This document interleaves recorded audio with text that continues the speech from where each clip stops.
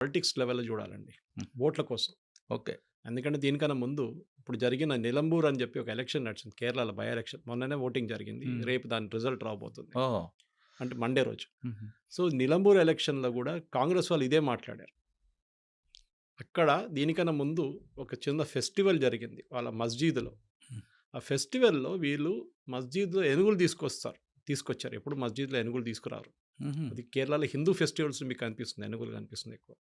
తీసుకొచ్చి దానిపైన ఇస్మాయిల్ హనియా ఫోటో, పెద్ద బ్యానరు, మన గాజ్ లెబనాన్‌లో చనిపోయిన వాళ్ళ హెజ్బుల్లా లీడరు ఆయన బ్యానరు, అక్కడేమో యాహ్వాజ్ సిన్వార్ బ్యానరు ఇదంతా పట్టుకొని కూర్చున్నారు ఏనుగు మీద.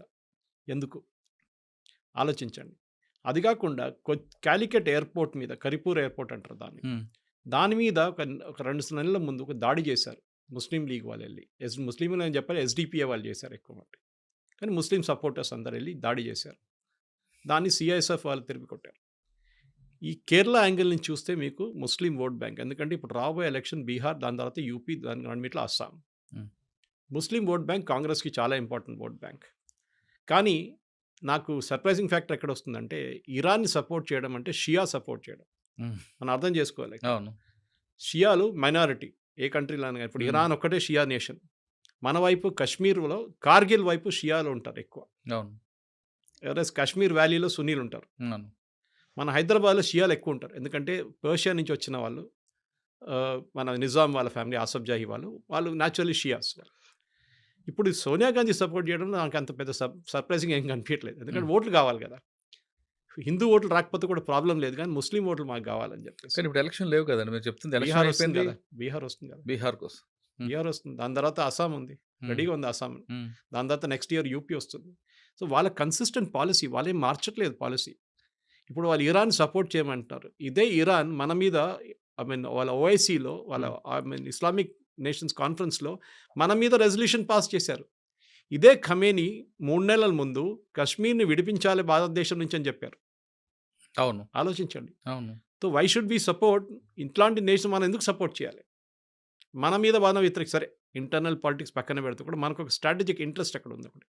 చాబార్ ఫోర్ట్ అని చెప్పి పెద్ద ఒక ఫోర్ట్ ఉంది ఇరాన్‌లో. ఓకే. దాంట్లో హాఫ్ ద ఫోర్ట్ మనకి ఇచ్చేశారు. హ్మ్. ఎందుకంటే మనకి ఆఫ్ఘనిస్తాన్ ఎంటర్ కావడానికి లేకుంటే తుర్క్మెనిస్తాన్, అజర్బైజాన్, అర్మీనియా ఎంటర్ కావడానికి ఈ రూట్ తీసుకోవాల్సొస్తుంది ఇరాన్ నుంచి. పాకిస్తాన్ మనం ఎళ్ళనీయరు అక్కడి నుంచి. హ్మ్.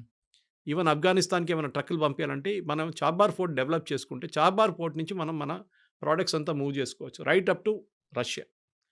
ఆ పోర్ట్ ఇప్పుడు ఈ చాలామంది అడిగారు నిన్న కూడా ఒక ఛానల్ డిబేట్‌లో అడిగారు. అప్పుడు ఆ పోర్ట్ సంగతి ఏమైతుందని. It's a very interesting question. ఎందుకంటే ఈ రెజిమ్ పడిపోతే ఇప్పుడు వచ్చే రెజిమ్ ఎట్లా ఉంటుందో తెలియదు. ఎందుకంటే దీనికన్నా ముందు మీరు చెప్పినట్లు ఆ టైంలో 70స్‌లో షా ఆఫ్ ఇరాన్ ఉండేవారు. అవును. పేర్వి ఫ్యామిలీ. హ్మ్. వాళ్ళున్నప్పుడు ఇరాన్ అనేది ఒక మోడర్న్ నేషన్ ఉండే మొత్తం. మీరు బెరూట్ గానివ్వండి, ఇరాన్ గానివ్వండి, ఇట్లాంటి సిరియా చూస్తే మీకు డౌటొస్తుంది. అది అమెరికానా? యూరోప్‌నా? లేకుంటే ఒక ఇస్లామిక్ నేషనా? దాని తర్వాతనే థియోక్రసీ మొదలైంది. హ్మ్. మనందరికి తెలుసు షా ఆఫ్ ఇరాన్ పడిపోయింది. దాని తర్వాత ఖొమేనీ వచ్చారు. దాని తప్పుడు ఖమ్నేనీ ఉన్నారు. ఒక చాలా ఇంట్రెస్టింగ్ కనెక్షన్ ఉంది. ఖమ్నేనీ వాళ్ళ grandfather was an Indian. Oh! Barabanki నుంచి. హుహు. ఓకే. ఇది హ్మ్. చాలా మందికి తెలియదు తెలీదు. ప్రేక్షకులకి. అవును. బారాబంకీ యూపీ నుంచి అతను నజాఫ్ అని చెప్పి వీళ్ళ ఇరాక్‌లో వీళ్ళ ఇమామ్‌ది ఒక పెద్ద మసూలం ఉంది అక్కడ. ఆయన అక్కడే బరీ చేశారు. చాలా ఫేమస్. ఈ షియాస్‌కి చాలా ఫేమస్. అక్కడికెళ్లారనమాట. ఇప్పుడు కాదు. సమ్ 200 ఆ టైంలో జనరేషన్‌లో. ఆ టైం బ్రిటిషోళ్ళు ఉన్నారు ఇక్కడ. ఎళ్ళినప్పుడు ఏమైందంటే అక్కడెళ్ళిన తర్వాత ఆయనకొక ఇదొచ్చేసింది. నేను రిటర్న్ ఇండియాకెళ్ళను అని చెప్పేసి. హ్మ్. హి స్టార్టెడ్ స్టేయింగ్ ఇన్ ఇరాన్. ఇరాన్‌లో ఉండి అక్కడ వాళ్ళ నెక్స్ట్ జనరేషన్, దాని తర్వాత నెక్స్ట్ జనరేషన్‌లో పుట్టిన మనిషి ఖొమేనీ. వీళ్ళ ఫస్ట్ సుప్రీం లీడర్. హ్మ్. వాళ్ళ ఫాదర్ ఇప్పుడున్న ఖమేనీ వాళ్ళ ఫాదర్ కూడా ఈయన ఫాలోవర్ ఉండే. వీళ్ళ గ్రాండ్ ఫాదర్ ఫాలోవర్ ఉండే. అబ్బో! ఆ! సో, ఇండియన్ కనెక్షన్ ఒకటుంది. మనకి షియాస్‌కి నేను చెప్పినట్ల వాళ్ళకి ఒక థియోక్రసిక్ స్టేట్ వచ్చినప్పుడు భారతదేశం సపోర్ట్ చేయడంలో ఏ ప్రసక్తి లేదు. చేయకూడదు. We should stay neutral. మనకి కార్గిల్‌లో ప్రాబ్లమ్ వచ్చినప్పుడు ఎవరు సహాయం చేశారు మనకి? ఇరాన్ చేశారా? చేయలేదు కదా! చేయలేదు. ఇజ్రాయెల్ ఇచ్చారు మనకు బాంబులు. బాలాకోట్ మీద కొట్టిన బాంబు బంకర్ బస్టర్ బాంబ్ అంటారు దాన్ని. చిన్న హ్మ్. వెర్షన్. ఇప్పుడు హ్మ్. పెద్దది కాదు. చిన్న వెర్షన్. స్ట్రైకర్‌ది. అది ఎవరిచ్చారు? ఇజ్రాయెల్ ఇచ్చారు మనకి. అంటే మన దగ్గరున్న ఆర్మ్స్ కూడా ఎక్కువ కూడా ఇజ్రాయెల్ నుంచి వస్తున్నాయి కదండీ! టెక్నాలజీ. హైదరాబాద్‌లో 2 కంపెనీలు ఉన్నాయి సార్. అవును.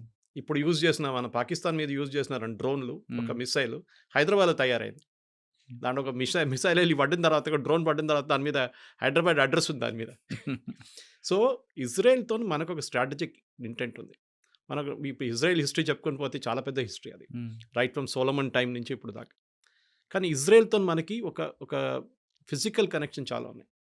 So, Israel as a nation 1948లో ఫార్మ్ అయింది. మనకు ఫ్రీడమ్ వచ్చిన తర్వాత 1 ఇయర్ తర్వాత వాళ్ళు ఫార్మ్ చేసుకున్నారు. వాళ్ళు కొనుక్కున్నారు ల్యాండ్. అవునండి. బ్రిటిష్ స్టేటస్ నుంచి బ్రిటిష్ వాళ్ళు వెకేట్ చేసినప్పుడు బ్రిటిష్ వాళ్ళు ఎక్కడైనా గానీ మొత్తం మెసప్ చేసి వెళ్ళిపోతారు. మన దగ్గర కూడా అదే చేశారు. ఆఫ్ఘనిస్తాన్ వైపు ఒక లైన్ డ్రా చేసి డురాండ్ లైన్ అన్నారు. వాళ్ళు ఇప్పుడంటే మేము పట్టించుకోమంటున్నారు. హ్మ్. ఇటువైపు ఏమో మెక్మోహన్ లైన్ చెప్పి చైనా వైపు అరుణాచల్ ప్రదేశ్ చైనీస్ పట్టించుకోవట్లేదు. మన వైపు కూడా అంతే చేసేయాలి. పాకిస్తాన్, ఇండియాకి లైన్ డ్రా చేశారు. హ్మ్. ఇదే ప్రాబ్లం అక్కడ కూడా క్రియేట్ అయింది. ఇక్కడ ఇజ్రాయెల్‌లో కూడా. So, Israel as a nation వాళ్ళు డబ్బులు పెట్టి కొనుక్కున్నారు ల్యాండ్ ఇది. మనం ఇప్పుడు రియల్ ఎస్టేట్ కొంటాం చూడండి. అట్లా అవును. కొన్నారు అవును. వాళ్ళు. అవును. ఆ టైంలో అరబ్స్‌కి ఇంట్రెస్ట్ లేదు. అంటే అక్కడ ఏం పంటలేవు. మొత్తం డెజర్ట్ అది. కానీ దాన్ని ఎట్లా మార్చారు మనందరూ చూసాం. చంద్రబాబు నాయుడు గారు కుప్పం తీసుకొచ్చారు వాళ్ళని. హ్మ్. తీసుకొచ్చి అక్కడ అగ్రికల్చర్ ప్రాక్టీస్ అవును. చేయమన్నారు అవును. ఇజ్రాయెల్ వాళ్ళ కరెక్టే. దగ్గర. అవును. So, Israel as a nation మనకి ఒక సింబాలిక్ నేషన్. ఎందుకంటే నేనొచ్చేది కేరళ నుంచి. మా ఇంటి దగ్గర నుంచి 16 కిలోమీటర్ల దూరంలో వీళ్ళొచ్చి దిగారు ఫస్ట్. ఆ టైంలో 17th సెంచరీలో.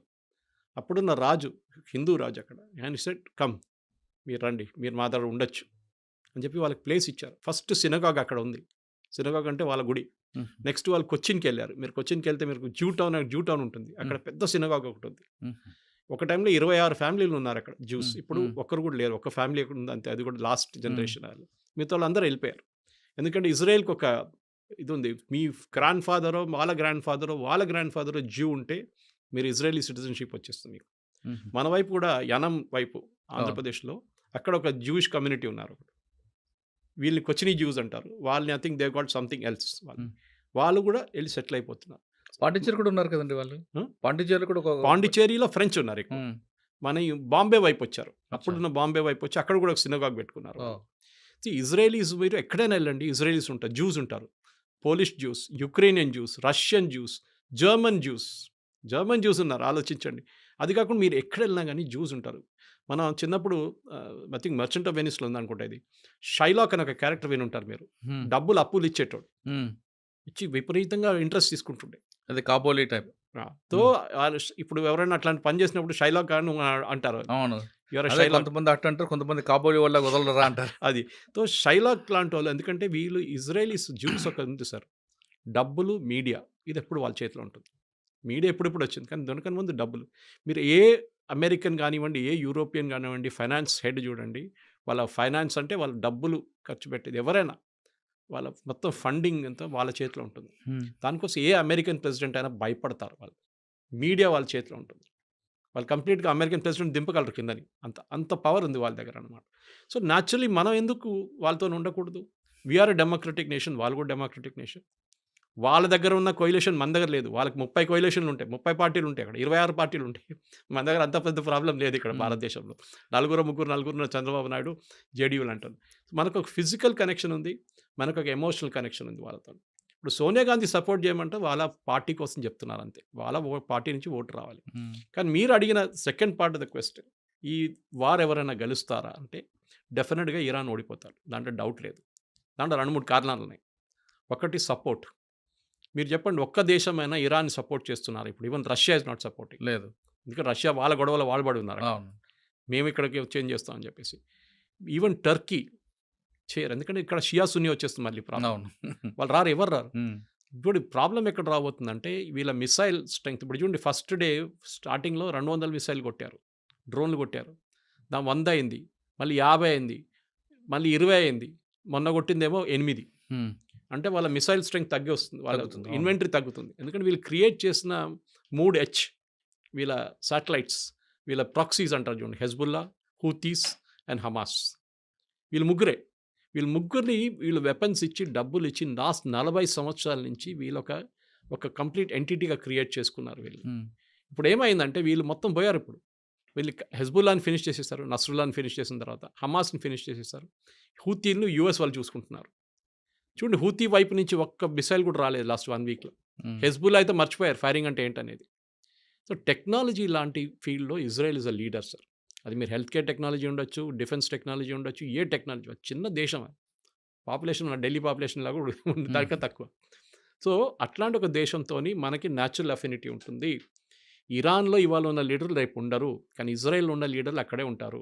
అది ఇవాళ నెటన్యాహు ఎళ్లి ఇంకెవరైనా రావచ్చు. గోల్డా మీర్ టైమ్ నుంచి స్టార్ట్ అయిందది. ఇట్సాక్ రబీన్ గానివ్వండి, బెంజమిన్ మెకెన్ గాని వీళ్ళందరూ ఉన్నారు.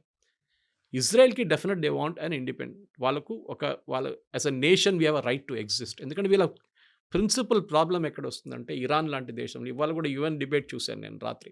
చాలా బాగా రిప్లై ఇచ్చాడు ద ఇజ్రాయెలీ డెలిగేట్. మీరంటున్నారు ఇరాన్‌ని మిమ్మల్ని ఇజ్రాయెల్ వాళ్ళు కొడుతున్నారని. మీరు కంప్లెయింట్ చేస్తున్నారు యూఎన్‌లో వచ్చి. మీరేమంటున్నారు? మీరంటున్నారు Israel has no right to exist. ఒక దేశం ఉండకూడదంట. అవును. మీరెవరండి చెప్పడానికి అది? అదే వాళ్ళ మనుగడ కోసం ఇప్పుడు చేస్తున్నారు కదండీ! అదే. సో, దే సర్వైవల్ అంతే. వాళ్ళు సర్వైవ్ చేయాలంటే వాళ్ళు మనలాగానే ఇటువైపు చైనా, ఇటువైపు పాకిస్తాన్, ఇప్పుడు బంగ్లాదేశ్ తయారైంది. హ్మ్. వాళ్ళకి కూడా అంతే. మీరు 6 డే వార్ చూడండి, యామ్ కిపూర్ వార్ చూడండి, సూయజ్ కెనాల్ క్రైసిస్ చూడండి. దీని ఓకే. అన్నిట్లో ఇజ్రాయెల్ మీద దాడి చేశారు. ఎవరు? అందరూ కలిసి. జార్డన్, సిరియా, లెబనాన్, ఇటువైపు ఈజిప్ట్. తర్వాత ఈజిప్ట్ నుంచి అన్వర్ సదాత్‌ని చంపేసిన తర్వాత అక్కడ వీక్ అయిపోయారు. హొస్ని ముబారక్ వచ్చారు. ఇటువైపు towards Syria it was controlled by family, the Assad family. అటువైపేమో జార్డన్. అది కూడా ఒక మొనార్కీ నడుస్తుందక్కడ. సో, ఇప్పుడు ఏమైపోయిందంటే వీళ్ళు ముగ్గురు ఎవరికీ కొట్లాడలేదు ఇజ్రాయెల్‌తో. వీళ్ళకి తెలిసిపోయింది. కొడితే వాడు రిటర్న్ డబుల్ కొడతాడని. డబుల్ హ్మ్. కాదు ట్రిపుల్ కొడతాడని. వీళ్ళకి చాలా అర్థమైపోయింది. వీళ్ళందరూ కలిసి దాడి చేశారు కదా! 6 డే వార్‌లో. అవును. ఈ సౌదీ అరేబియా ఫండింగ్ ఇచ్చింది వాళ్ళకు. ఇచ్చిన తర్వాత కూడా ఓడిపోయారు వీళ్ళు. అప్పుడు బేసిక్ ఉండే ఇజ్రాయెల్ దగ్గర ఫైటర్ ఎయిర్‌క్రాఫ్ట్ కూడా లేకుండే అప్పుడు. ఏదో అమెరికా ఇచ్చిన కొన్ని ప్లేన్‌లు ఉండే అంతే. ఇప్పుడు చూడండి. ఈ ఇరాన్ దాకా ఎళ్లి 1500, 2000 కిలోమీటర్లు తిరిగి వచ్చి కొట్టి రిటర్న్ వస్తున్నారు. అది ఒక్క ప్లేన్ కాదు. హ్మ్. మొన్న కొట్టిన దాంట్లో ఫస్ట్ దాంట్లో 200 ప్లేన్‌లు. And okay. They didn't lose a single one. ఇప్పుడే మొత్తం డిఫెన్స్ వాళ్ళ ఎయిర్ డిఫెన్స్ కొట్టిపడేశారు. Hmm. They having total dominance of the skies. అదే ఈవెన్ ట్రంప్ కూడా చెప్పారు చూడు. సార్ ట్రంప్ పాకిస్తాన్ వైపు వెళ్ళడం, ఆయనకి లంచ్ పెట్టడం, ఆ పాకిస్తాన్ ఎయిర్ బేస్ వాడుకోవడం వెనక ఉద్దేశ్యం ఇరాన్‌కి సపోర్ట్ చేయమని ఇండైరెక్ట్‌గా పాకిస్తాన్ ప్రధానమంత్రి ఎవరండి? మునీర్. షాబాజ్ షరీఫా? ఆ! ఆయన ఎందుకు విలువలేరండి? అదే మునీర్ అంటే ఆర్మీ ఆఫీసర్ గతంలో ఐఏఎస్ఏ అది కాదు. Head background. ఆఫ్ స్టేట్‌ని పిలవాలి కదా! ఇప్పుడు. అవును. డిన్నర్ మీరు ఎవరిని పిలుస్తారు? లంచ్ మీరు అని నేనైనా స్టేట్ ప్రెసిడెంట్ మీరు పిలవాలి. నరేంద్ర మోదీని పిలుస్తారా? లేకుంటే మన ఆర్మీ చీఫ్‌ని పిలుస్తారా? ఆర్మీ మోడీని పిలుస్తాం. అంటే ఆయన మోడీని యాటిట్యూడ్ పిలిచారు కూడా. కానీ మోడీని పిలిచారు. ఇక్కడ మునీర్ అనే వ్యక్తి ఐఏఎస్ బ్యాక్‌గ్రౌండ్ అన్నీ ఉన్నాయి కాబట్టి ఐఎస్ఐ వాళ్ళు పాకిస్తాన్‌లో అల్లా అండ్ ఆర్మీ రూల్స్. అవును. అంతే. వీళ్ళిద్దరే నడిపిస్తారు పాకిస్తాన్. అందరికి తెలుసు. ఆ రోజు కూడా క్రైసిస్ జరిగినప్పుడు మీకు గుర్తుంటుంది. జేడీ వాన్స్ మాట్లాడింది అసీం మునీర్‌తో. హ్మ్. He didn't speak to Shahbaz Sharif. తర్వాత మాట్లాడంటున్నారు. అది కొంచెం ఫేస్ సేవింగ్ ఎక్సర్‌సైజ్ అది. హ్మ్. కానీ ఇండియాతోని మాట్లాడినప్పుడు హి spoke to prime minister Modi. కరెక్టే. ఎందుకంటే పవర్ ఎవరి దగ్గర నుంచి చూస్తున్నారు. పాకిస్తాన్ భయం మునీర్ ఏంటంటే దగ్గర పవర్ ఉంది. పవర్ ఉంది. వీళ్ళకి హ్మ్. భయం ఏంటంటే సార్ మీరు చెప్పింది ఒక బేస్ ఇస్ వన్ ఆబ్జెక్టివ్. అది వాళ్ళు ఎప్పుడైనా వాళ్ళ పక్కన ఖతార్‌లో బేస్ ఉంది. ఇంత పెద్ద బేస్ ఉంది వాళ్ళ దగ్గర. హ్మ్. ఒక సంవత్సరానికి దాని మెయింటెనెన్స్ కాస్ట్ $6 బిలియన్. అబ్బో! హ్మ్. ఎవరు పే చేస్తున్నారు? ఖతార్ గవర్నమెంట్ పే చేస్తున్నారు. ఆలోచించండి. యూఎస్ బేస్‌ని మెయింటైన్ చేసుకోండి ఖతార్ ఎందుకంటే వీళ్ళకి తెలుసు యూఎస్ ఉన్నదాకా మా మీద చేయి ఎవరు పెట్టడు. Qatar is the foundation of terrorism అందరికి తెలుసు అది. హ్మ్. అది ముస్లిం బ్రదర్‌హుడ్ గానివ్వండి, అల్ ఖైదా గానివ్వండి, ఐసిస్ అందరూ ఈవెన్ హమాస్ లీడర్స్ కూడా అక్కడే కూర్చుంటారు. కానీ వాళ్ళు ముట్టరు. యూఎస్ కూడా ముట్టరు. కానీ మన దగ్గరకొచ్చినప్పుడు ఈ ప్రాబ్లమ్ వచ్చినప్పుడు పాకిస్తాన్ అసీం మునీర్ ఎందుకు పిలిపించారంటే మెయిన్‌లీ వాళ్ళ దగ్గర న్యూక్లియర్ మిసైల్స్ ఉన్నాయి. ఏ న్యూక్లియర్ మిసైల్ అసెంబుల్ చేసి పెట్టరు. న్యూక్లియర్ వార్ హెడ్ సెపరేట్‌గా ఉంటుంది. మిసైల్ సెపరేట్‌గా ఉంటుంది. This is the delivery system. ఇది ఇక్కడి నుంచి అక్కడ కొట్టాలంటే ఇది. దాని మీద 50 కిలోలు పెట్టాలన్నా, 100 కిలోలు పెట్టాలన్నా, న్యూక్లియర్ వెపన్ పెట్టాలన్నా డిసైడ్ చేసేది లాస్ట్ మినిట్‌లో. హుహు. మన కైరానా హిల్స్‌లో మనం కొట్టినప్పుడు వి డిడ్ంట్ హిట్ ద మిసైల్స్. మనం ఏం చేసామంటే వాళ్ళ కేవ్ బయట కొట్టాం. వీళ్ళందరూ అండర్ గ్రౌండ్‌లో పెడతారు. పెద్ద కొండ కింద పెట్టుకుంటారు. ఈవెన్ ఇరాన్‌లో ఫైడ్రో చూడండి, నటాన్స్ చూడండి. వీళ్ళన్ని న్యూక్లియర్ ప్లాంట్స్ అన్నీ నటాన్స్‌లో ఒక ప్లాంట్ పైనుంది. మిగతా కిందుంది. వెరాజ్ ఇన్ ఫడ్రో the entire thing is below the 250 metre concrete barrier ఉందండి. దానికోసం బంకర్ బస్టర్ అంటున్నాం. హుహు. సో, అసీం మునీర్‌ని ఎందుకు తీసుకొచ్చారంటే బేసిక్‌లీ వీళ్ళ దగ్గర ఉన్న మిసైల్స్ ఎక్కడ వెళ్ళకూడదు. ఇరాన్ పోతే అల్ ఖైదా వాళ్ళో లేకుంటే ఎవరైనా తాలిబాన్ వాళ్ళు వచ్చి కొట్టి తీసుకెళ్తే న్యూక్లియర్ మిసైల్ తీసుకెళ్ళి పాకిస్తాన్ దగ్గర ఒక్కటే ఉంది ఇప్పుడు. ఇస్లామిక్ నేషన్‌లో. ఎవడు తీసుకెళ్తారో తెలియదు. రేపు అసీం మునీర్ లేడు ఇంకా వాళ్ళ గవర్నమెంట్ పడిపోయిందో ఏమో అంటే ఆర్మీ చూసుకుంటారు. గవర్నమెంట్ ఏం చేయలేరు అక్కడ గవర్నమెంట్. మన దగ్గర న్యూక్లియర్ బటన్ మోదీ దగ్గర ఉంది. హ్మ్. అక్కడ న్యూక్లియర్ బటన్ ఆర్మీ చీఫ్ దగ్గర. మునీర్ దగ్గర ఉంది. అది చాలా క్లియర్ అన్నమాట. సో, దానికోసం పిలిచి ఏమన్నారంటే ఆ మిసైల్స్ అంతా మేము చూసుకుంటాం. దీనికన్నా ముందు కూడా భారతదేశం అటాక్ చేసినట్టు గుర్తుంటుంది మీకు. అందరూ అన్నారు అమెరికా చూసుకుంటున్నారు పాకిస్తాన్ అవును. దానికోసం ఆపారు బాంబింగ్ అని. హ్మ్. కరెక్ట్. ఆ వెపన్స్ వాళ్ళ చేతిలో పడకూడదు. అల్-ఖైదా గానివ్వండి, ఐసిస్ గానివ్వండి, తాలిబాన్ గానివ్వండి. లేకుంటే ఇరాన్ నుంచి వచ్చే నెక్స్ట్ రెజీమ్ గూడా. ఎందుకంటే పాకిస్తాన్ ఈ టెక్నాలజీ మొత్తం దొంగతనం తీసుకొచ్చారు జర్మనీ నుంచి. ఇంకోటి హ్మ్. నార్త్ కొరియా దగ్గర నుంచి తీసుకొచ్చారు. సో, నౌ తాళం ఏసి ఆ చావి తీసుకెళ్ళి పెంటగన్‌లో పెట్టుకుంటారు. హ్మ్. దీన్ని పిలిచారు అంతే. హుహు. ఇంకేం లేదు. ఇంకా మాట్లాడడానికి ఏం లేదు. We'll do deals with Pakistan అంట. పాకిస్తాన్ ఏం అమ్ముతారండి? వాళ్ళ మేజర్ ఎక్స్‌పోర్ట్ టెర్రరిజం. అవును. అదొక్కటే వాళ్ళు కానీ అమ్మగలరు. కొన్ని వేల కోట్ల రూపాయలు ఫండింగ్ చేస్తా ఉంటున్నారు కదండీ! ఎందుకు చేస్తున్నారు? ఆలోచించండి. ఆ గవర్నమెంట్ పడిపోతుంది. పడిపోతే వాళ్ళ న్యూక్లియర్ అసెట్స్ ఎవరి దగ్గర ఉంటుంది? గవర్నమెంట్. ఐసిస్, హ్మ్. అల్-ఖైదా వీళ్ళెవరైనా వస్తారు రేపు. హ్మ్. తాలిబాన్ అక్కడ తయారైనట్ల ఆఫ్ఘనిస్తాన్ ఇక్కడ ఇంకో థియోక్రసిక్ గవర్నమెంట్ వచ్చేస్తుంది. హ్మ్. అమెరికాకి అదే భయం. దానికోసం ఇప్పుడు కాదు. ముందు నుంచే సోవియట్ యూనియన్ ఉన్నప్పటి నుంచి సపోర్ట్ చేస్తుంది దానికే వాళ్ళు. ఎందుకంటే ఎట్లైనా వీళ్ళు ఇక్కడ వీళ్ళ దగ్గర ఉన్న ఈ అసెట్స్ ఎక్కడ ఈ ఇస్లామిక్ టెర్రరిస్ట్ దగ్గర ఎళ్ళకూడదు.